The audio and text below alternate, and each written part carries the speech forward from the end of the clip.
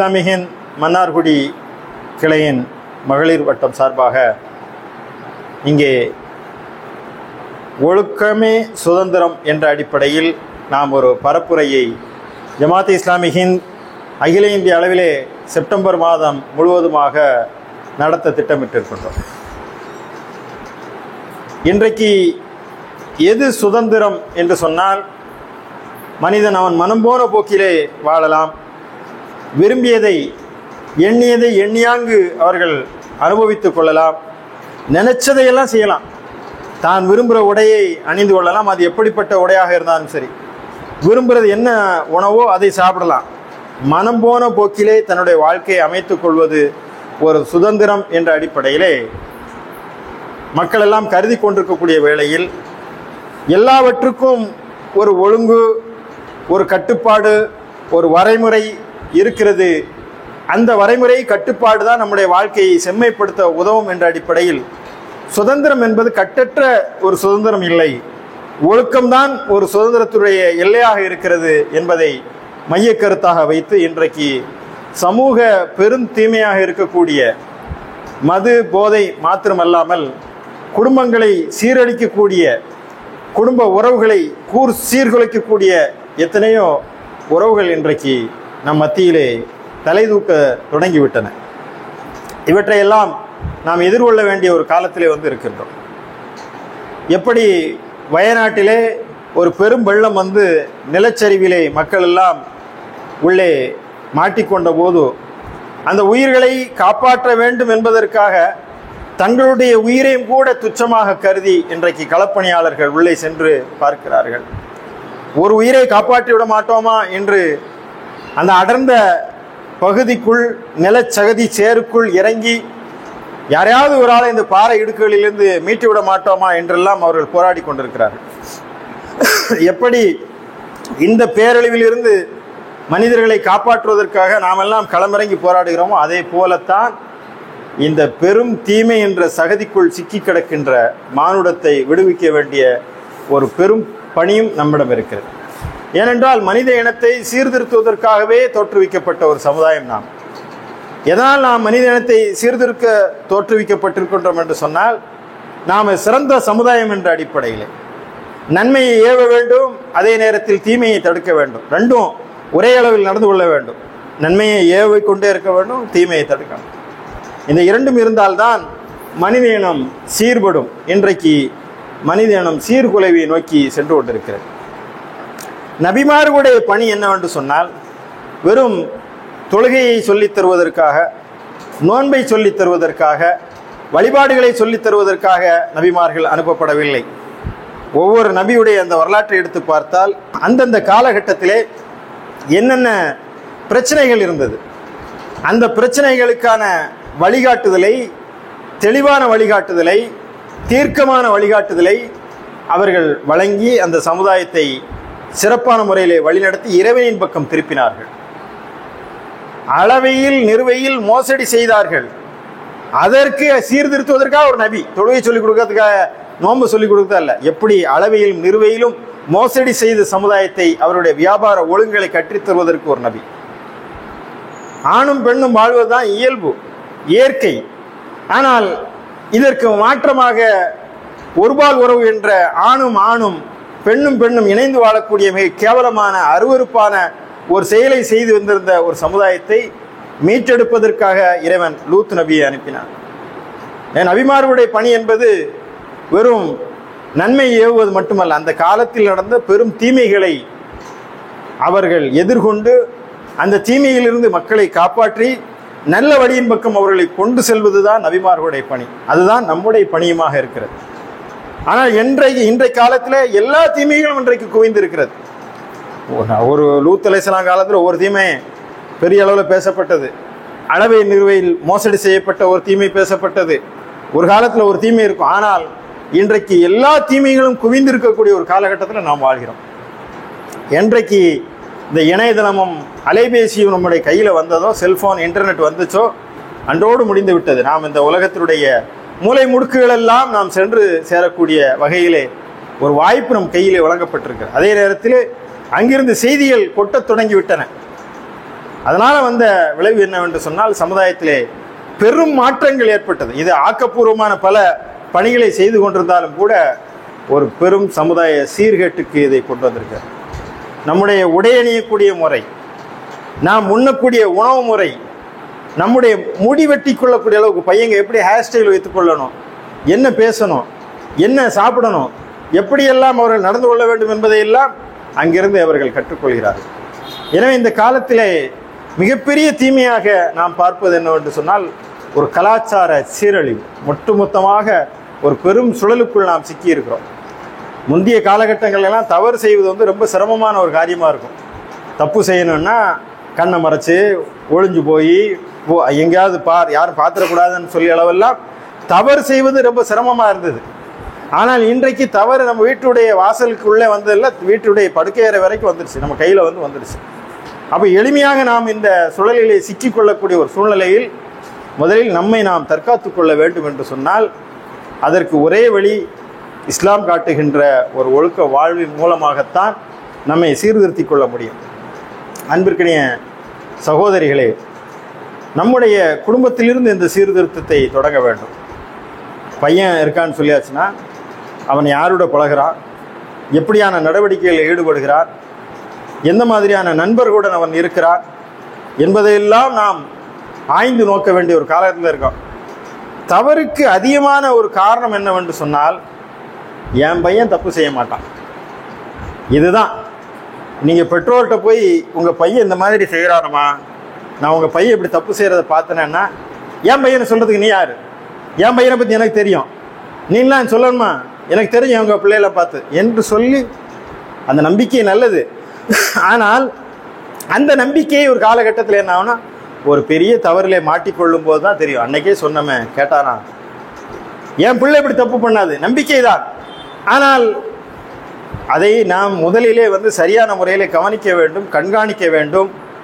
அவர்கள் நம்ம பிள்ளையா இருந்தாலும் கூட இன்றைய கால சூழ்நிலை வெகு வேகமாக மாறி வருகிறது. எனவே அவர்கள் யாரோட பேசுகிறாங்க, நாம் துருவி துருவி ஆராய சொல்லவில்லை.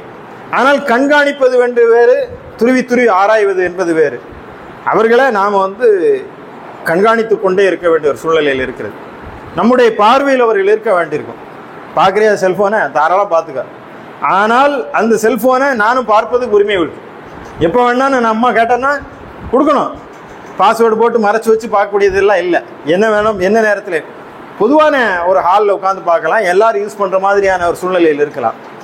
இரவு தனி அறையில் உட்கார்ந்து கொண்டு நெடுநேரம் நாங்கள் பாடம் பார்க்குறோம் என்று சொல்லி அவர்கள் எங்கெல்லாம் சேட்டிங் பண்ணுகிறார்கள், எங்கெல்லாம் அந்த தொடர்புகள் விரிகிறது என்று சொன்னால் இன்றைக்கு காலம் மாறி அவர்கள் ஒரு பெரிய வலை யூகத்துக்குள்ளே சிக்கிக்கொள்கிறார்கள்.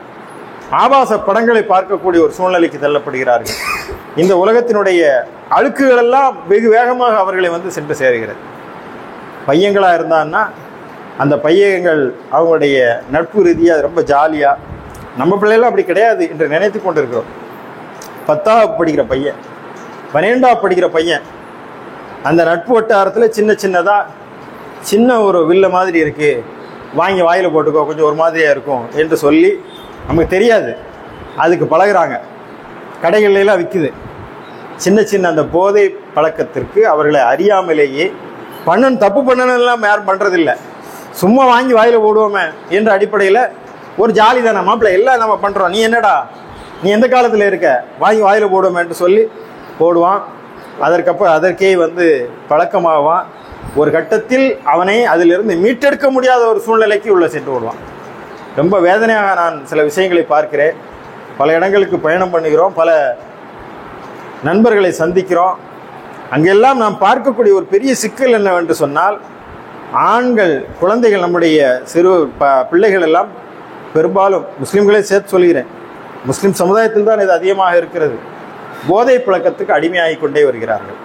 நமக்கு தெரியல, பிள்ளை நல்லதாக இருக்கான், ஆனால் அதை எப்படி கண்டுபிடிப்பது, எப்படி நாம் அதை புரிந்து கொள்வதுன்னா நம்முடைய கண்காணிப்பில் பிள்ளைகளை வைத்துக் கொள்ள வேண்டும். நம்பிக்கை என்ற அடிப்படையை தாண்டி சரியான சாப்பாடு இல்லை, எப்போதுமே டிப்ரெஷனாக இருக்கான், மன அழுத்தத்துக்கு ஆளாகிறான், எடுத்ததெல்லாம் கோவப்படுறான், அவனுடைய நடைமுறைகளில் மாற்றங்கள் இருக்கிறது என்று சொன்னால் நாம் அதை கவனிக்க வேண்டி இருக்கிறது. பிள்ளை பள்ளிக்கூடத்துக்கு போயிட்டு வர்றா, அவருடைய முகக்குறிப்பை வைத்து கொண்டே பிள்ளைக்கு பள்ளிக்கூடத்தில் என்ன பிரச்சனைன்னு தெரியணும் உங்களுக்கு. நீங்க பிள்ளைகளோட அமர்ந்து பேசணும், ஆனால் நீங்க யாரும் பேசுறது இல்லை. அதனால வந்த விளைவுகள் என்ன என்று சொன்னால், தன்னுடைய மன குமுறலை கொட்டுவதற்கு அவளுக்கு ஆள் இல்லை. அம்மாவும் மகளும் நண்பர்களாகத்தான் இருக்கணும். எல்லாத்தையும் மனம் திறந்து சொல்லணும். நீங்களே வந்து கேட்கணும், உங்கள் ஸ்கூலில் யாரோடமா படிக்கிற, யார் உனக்கு ரொம்ப க்ளோஸ் ஃப்ரெண்டு, இன்னைக்கு என்ன சொன்னாங்க, ஏமா டல்லாக இருக்க, எப்போதும் 4 இட்லி சாப்பிட்டு எனக்கு 1 இட்லியோட போதுங்கிறிய, ஸ்கூலில் ஏதாவது சொன்னாங்களா, யாராவது ஒன்று பேசினாங்களா, முகம் வாடி போயிருக்கடி, அம்மாட்ட எதுனான்னு சொல்லு. அம்மாவிடம் எதையும் வந்து சொல்லலாம் என்ற அளவிற்கு அவரோட நீங்கள் நெருங்கி இருக்கணும். அப்படி இல்லை என்று சொன்னால் அந்த மன அழுத்தம், பள்ளிக்கூடத்தில் நடக்கக்கூடிய அல்லது வெளியே இருந்து அவளுக்கு வரக்கூடிய அந்த பிரச்சனைகள் எல்லாம் உள்ளுக்குள்ளே வைத்து குமரிக்கொண்டே இருப்பாள். ஒரு கட்டத்தில் அது சொல்லக்கூடிய ஒருத்தன் இங்கிருந்தோ ஒரு வாட்ஸ்அப்பில் வந்தால், என் தாய் கூட கேட்கல, என் தகப்பன் கூட கேட்கல, உனக்கா உயிரே தருவண்டா என்று ஒரு வார்த்தை வந்ததுன்னா போதும், அவன் யார் எப்படி என்றெல்லாம் தெரியாது, எளிதாக அவனிடம் சிக்கிக்கொள்ளக்கூடிய ஒரு சூழ்நிலை இருக்கிறது. அது ஒரு கட்டத்தில் வேறொரு தொடர்பாகி கடைசியில் அந்த குடும்பமே சீரழியக்கூடிய ஒரு சூழ்நிலைக்கு பார்க்குறோம். இதில் ஏராளமான உதாரணம், நான் இந்த ஊரை சொல்ல, எல்லா ஊர்களையும் இன்றைக்கு நீக்கமர அது நிறைந்து வருகிறது. அது முதலிலே அதிர்ச்சியாக இருந்தது, இப்போ வந்து அது வேற ஒன்றா மாறுது. பொண்ணு வந்து ஒரு பையனை விரும்புகிறா, அப்படியா, அது அதிர்ச்சியாக இருந்த காலம் மாதிரி இன்னைக்கு யார, நம்ம பையன், நான் அல்ஹம்துலில்லாஹ் நம்ம பையனை தானம்மா, சந்தோஷம். ஏன்னா அது வேற மாறி போயிடல இல்லை அவன். ஆனால் ஒரு கட்டத்திலே அது எப்படிப்பட்ட குழப்பத்தை, சமுதாயத்திலே இந்த குழப்பத்தை கொண்டு வந்து நிறுத்திவிடும். பிள்ளைகளை வளர்க்க வேண்டிய வகையில் வளர்க்காம அவர்களை கல்வி கல்வி என்று சொல்லி, கல்வி ரொம்ப முக்கியம், ஆனால் அந்த கல்வியோடு சேர்ந்த ஒழுக்க கல்வியை நாம் பயிற்றுவிக்க வேண்டும். தந்தை தன் பிள்ளைகளுக்கு வழங்கக்கூடிய அன்பளிப்புகளில் ஆகச்சிறந்த அன்பளிப்பு நல்ல கல்வியும் நல்லொழுக்க பயிற்சி. நல்ல கல்வி நல்ல ஒழுக்கம் ரெண்டும் இருக்கணும். பிள்ளை படிக்க வைக்கணும். என் பிள்ளை படிக்குது, நல்லா படிக்குது, ரைட்டு, படிச்சு என் பையன் படிக்கிறான், படிச்சு சம்பாதிக்கட்டும். ஆனால் அவனை டாக்டர் ஆக்க வேண்டிய பிள்ளைய இன்ஜினியர் ஆக்க வேண்டும், அவன் நல்லா இருக்கணும், செட்டில் ஆக்கணும், என் பொண்ணு டாக்டர் படிக்க வைக்கணும், இந்த கனவுகள் எல்லாம் இருக்க வேண்டும். ஆனால் அதையும் தாண்டி ஒரு கனவு பெற்றோர்களாகிய உங்களுக்கு நிச்சயம் இருக்க வேண்டும். என் பிள்ளை நாளை நரகத்தில் விழுந்து விடக்கூடாது. நாமெல்லாம் தொழுகிறோம், நாமெல்லாம் இயக்கத்தில் இருக்கிறோம், நம் பிள்ளைகள் நம் கண் முன்னால் நாளை நரக நெருப்பில் இழுத்து சென்று வீசப்படுவார்கள். அப்போது அந்த குர்ஆனில் உள்ள வசனத்தை எடுத்து பாருங்க.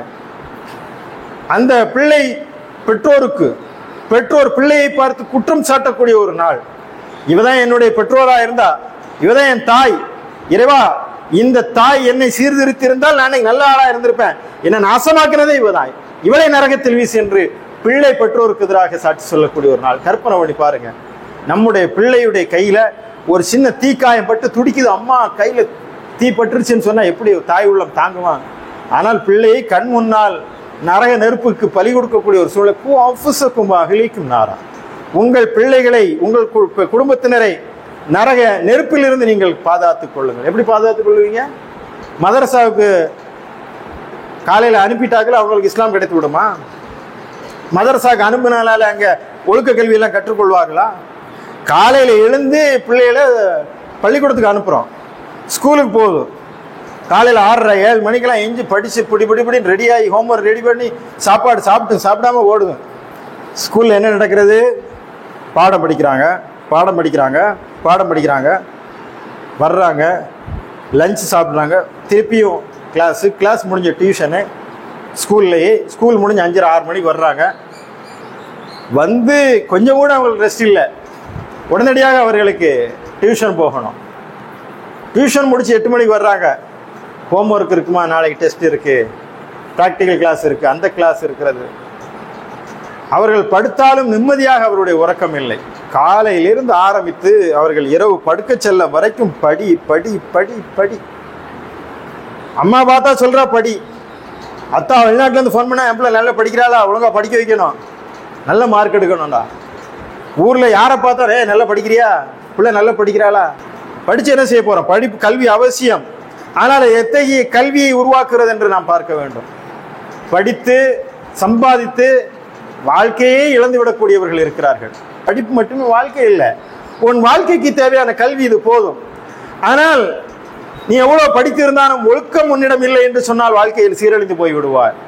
உனக்கு கல்வி கொஞ்சம் இருந்தாலும் நீ நல்ல பிள்ளையாக இருந்தால் உன்னுடைய வாழ்க்கையில உயர்ந்த நிலைக்கு உன்னால் வர முடியும். அதுதான் ஒழுக்கம், ஒழுக்க வாழ்வு. ஒழுக்கம் என்பது உடல் சார்ந்ததல்ல, எல்லாவற்றிலும் ஒரு நேர்த்தி, ஒரு ஒழுங்கு.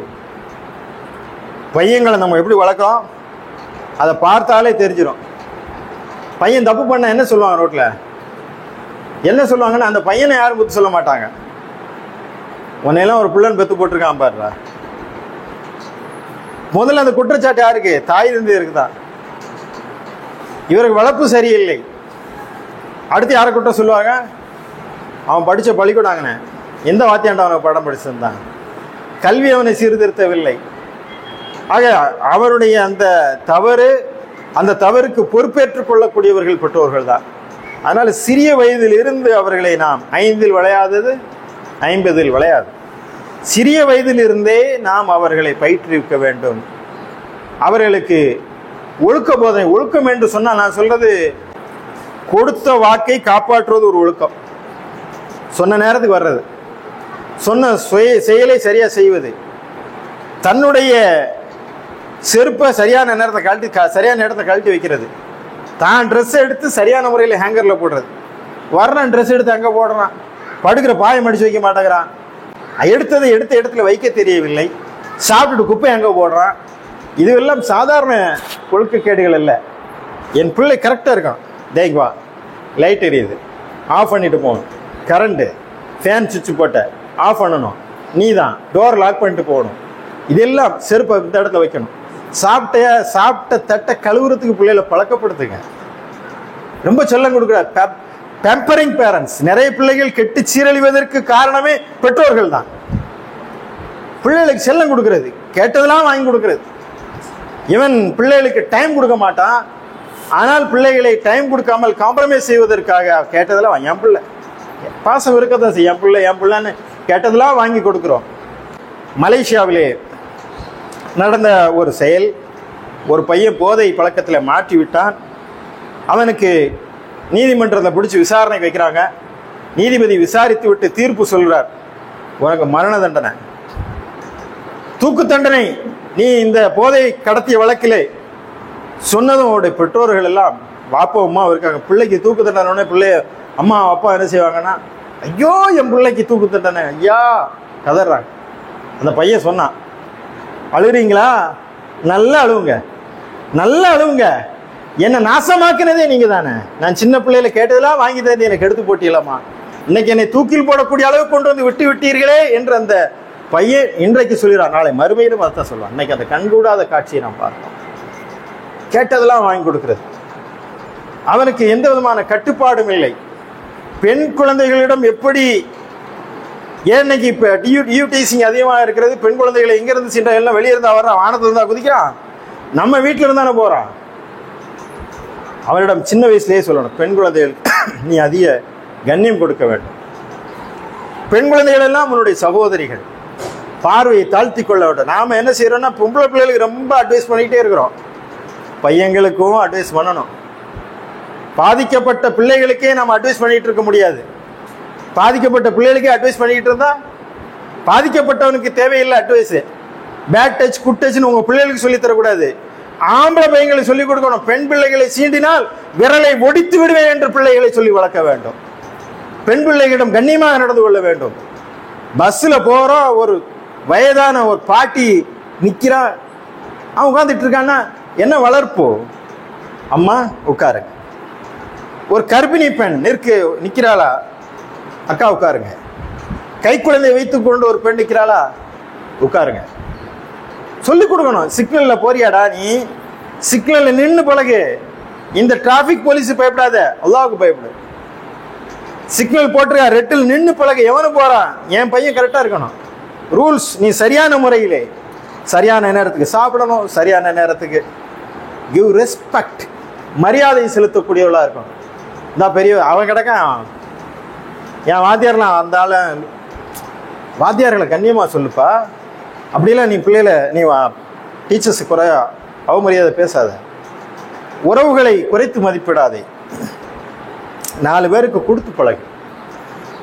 லஞ்சம் வாங்குவதற்கு பிள்ளைகள் எங்கே கற்றுக்கொள்கிறார் தெரியுமா? நீங்கள் உங்கள்கிட்ட இருந்தான். டேய் இதை கொண்டு போய் நானா வீட்டில் வந்து கொடுத்துட்டு வாடா. போக மாட்டேன்ப்பா. 5 ரூபா தாரண்டா லஞ்சம்.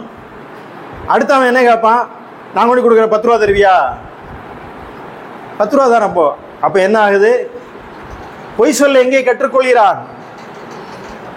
அப்பா ஃபோன் அடிக்குது, இல்லைன்னு சொல்கிறான். அப்பா சொல்றாரு, ஹலோ நான் வந்துட்டேன், 2 நிமிஷத்தில் வந்துடுவேன். எப்படிதான் 2 நிமிஷத்தில் போவேன்? இங்கேருந்து செருப்பு மாட்டி கீழே இறங்கிறது 2 நிமிஷம் ஆகிடும். எங்கே இருக்கீங்க? பஸ் ஸ்டாண்டில். நான் வந்துட்டேன், நான் 1 நிமிஷம் தான் அங்கே இருப்பேன். ஆன் தி வே, வீட்டில் இருக்கேன், தாமதம் ஆயிடுச்சு. இந்த உண்மையை எங்கிருந்து கற்றுக்கொள்ள வேண்டும்? அப்போ நம்ம பெற்றோர்களை பார்த்து அவர்கள் பழகிறாங்க. பெரும்பாலான பிள்ளைகளுக்கு ரோல் மாடல் யாருன்னா நாம, அல்லது பிள்ளைகள்லாம் எப்படி வாங்க, டீச்சர்ஸ் வச்சு விளையாடும், அடிக்கும், ஆளே இருக்காது. அப்போ டீச்சர் சொல்லக்கூடிய வார்த்தைகள்லாம் பிள்ளைகளுக்கு அப்போ அப்பாவிடம் இருந்தும் அம்மாவிடம் இருந்தும் அவர்கள் கற்றுக்கொள்கிறார்கள். அப்போ அந்த பிள்ளைகள் மத்தியிலே நாம் ரோல் மாடலாக இருந்தால் மட்டும்தான். அத்தா வந்து சிகரெட், சிகரெட்லாம் அடிக்கூடாது அப்படின்னா என்னது நடக்குமா? அது அம்மா டிவி பார்த்துக்கிட்டே இருக்காங்க. படுறா, டிவி பார்க்கணும். அது குரான் எடுத்து ஓடுறா. அம்மா முதல்ல நீ ஓடு, அதுக்கப்புறம் எனக்கு சொல்லு, வரும்ல ஆஃப் பண்ணுங்க, அல்லது நீங்கள் பார்த்தீங்கன்னா பார்க்க சொல்லுங்க. அதுக்கு நீங்கள் கேட்கலாம், நான் என்ன படிக்க வரேன், அவன் படிக்கிறான். பிள்ளைகளுக்கு நாம் தான் ரோல் மாடலாக இருக்கணும். அனஸ் ரலியல்லாஹு அவர்கள் சொல்கிறார்கள், என்னுடைய தாயார் இரவு நேரங்களிலே தஹஜ்ஜத் தொழுவதற்காக நின்று தொழுவதை நான் பார்த்திருக்கிறேன், அதனால் நான் தொழுகிறேன். அப்போ நீங்கள் குரான் ஓதுறத அம்மா பையன் வந்து பார்க்கணும், கண்ணால் பார்க்குறான். எங்கள் அம்மா குரான் ஓதுவாங்க, எங்கள் அப்பா ஓதாமல் ஒரு நாள் கூட படுக்க மாட்டார். நைட்டு வந்தால் தஹஜ்ஜத் தொழுவார் எங்கள் அப்பா. டூர் கூட்டு போகிறோம், இங்கேருந்து நாம் இது கும்பகோணத்துக்கு போகிறோம், தொழுக வக்து வந்துச்சுன்னா ஃபேமிலியோடு போனால் நின்று தொழுதுட்டு போகணுங்க, இங்கே அங்கே போய் தொழுதுக்கலாம். அப்போ இது எப்படி நாளைக்கு அந்த பிள்ளைகளுடைய வளர்ப்பு வரும் என்று சொன்னால், நாம் ஒழுக்கம் என்றால் மது போதை என்று அந்த ஒழுக்க சுதந்திரம் என்ற அடிப்படையில் கேம்பெயின் பண்ணுறோம். முதலில் நம்முடைய பிள்ளைகள் நம்மிடமிருந்து சீர்திருத்தம் பெற வேண்டும். அத்தகைய ரோல் மாடல்களை உருவாக்க வேண்டும். நம்முடைய வளர்ப்பு தான் பிள்ளைகளை கண்டிக்க. அதிக கண்டிப்பும் ஆபத்து, அதிக செல்லமும் ஆபத்து. மிரட்டுறது அப்பா வந்தா சொல்லிக் கொடுக்கணும். வாப்பா வரட்டும், வாப்பா வந்து ஒன்னெல்லாம் சொல்ல மாட்டார். வாப்பா ஒரு பூச்சாண்டி. வாப்பா வரட்டும், வாப்பா வரட்டும். வாப்பா என்னைக்காவது அடிப்பார், பிள்ளைகள் அடிக்க மாட்டான். அவர் அப்பா உங்களுக்கு பயந்து அவன் உட்காந்துட்டு இருப்பான். அவரை வந்து பிள்ளைகள் அடிக்க போறாரு. வாப்பா வந்தால் சொல்லி கொடுத்துரு. வாப்பாலாம் ஒன்று அடிக்க மாட்டார், சும்மா. அது ஒரு நமக்கு ஒரு இதுக்காக. தந்தையை மிரட்டி போலீஸ்கார மாதிரி வைக்கக்கூடாது.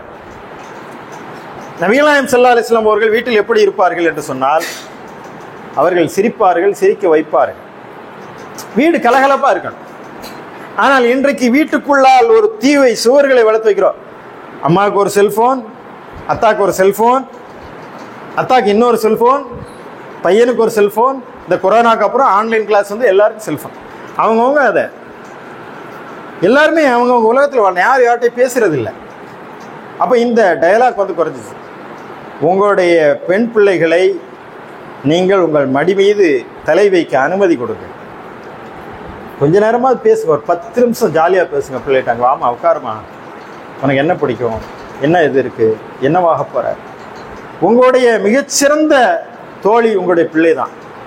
சுவனத்தினுடைய துருப்பு சீட்டு உங்களுடைய பிள்ளைகள். போ சீப்போ. பிள்ளைக்கும் மகளுக்கும் தான் அந்த அதெல்லாம் டைலாக பாருங்க.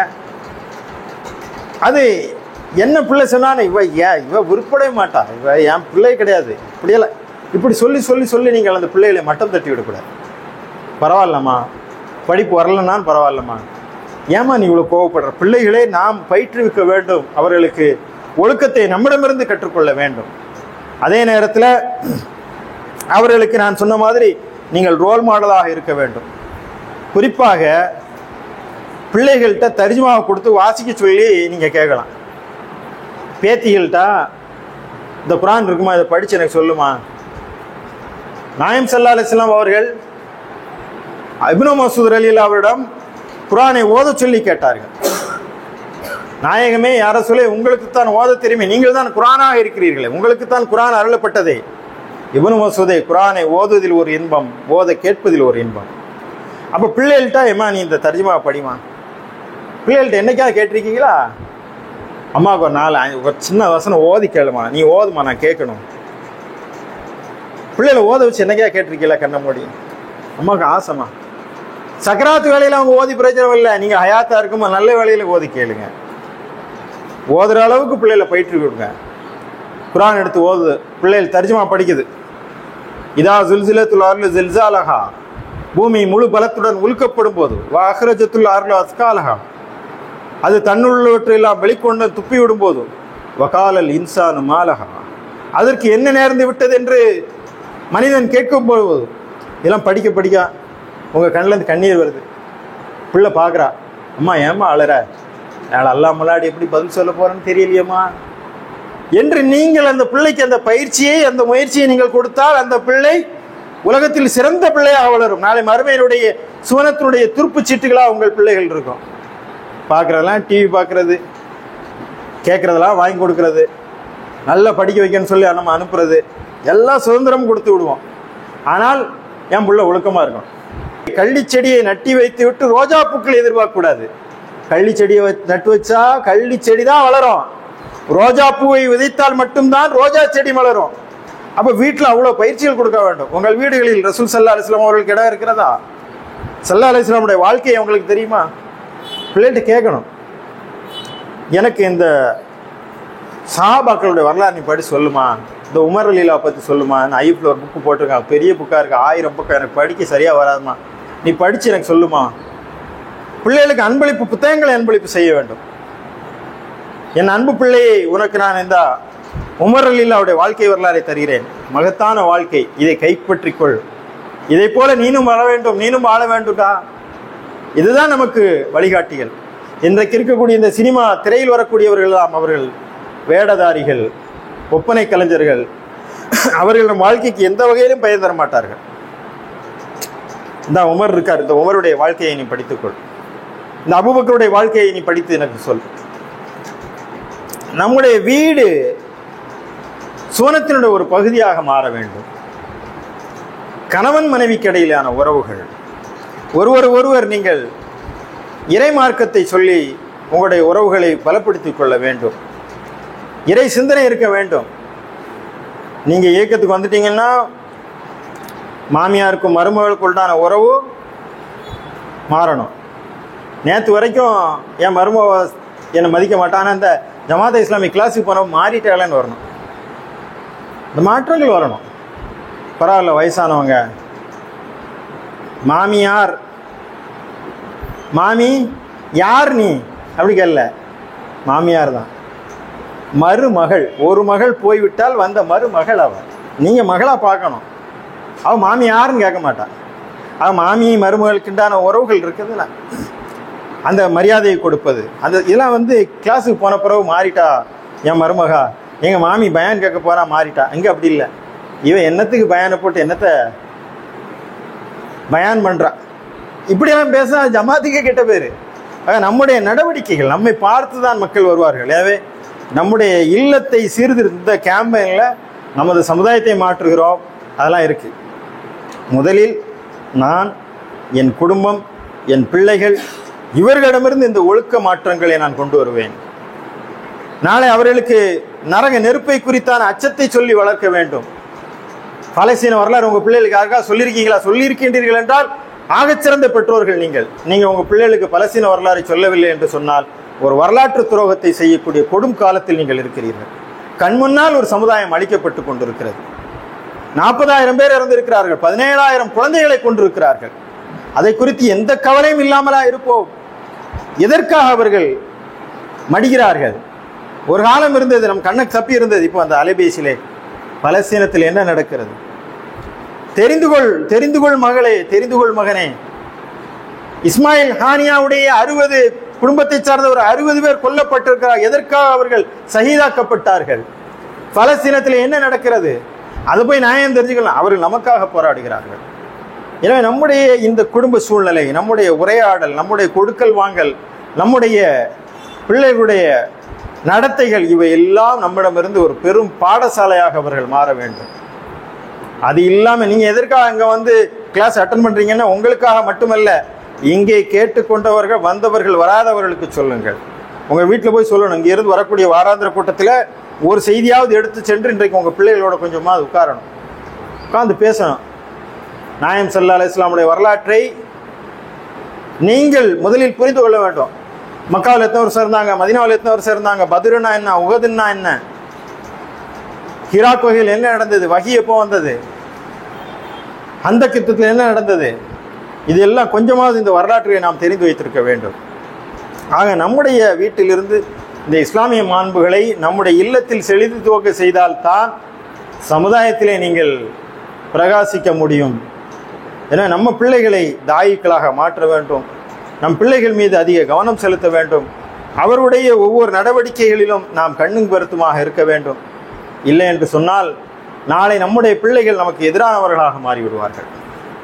நாளை நாம் அவர்களை நல்ல உடை கொடுத்து வளர்க்கிறோம், நல்ல உணவூட்டி வளர்க்கிறோம்.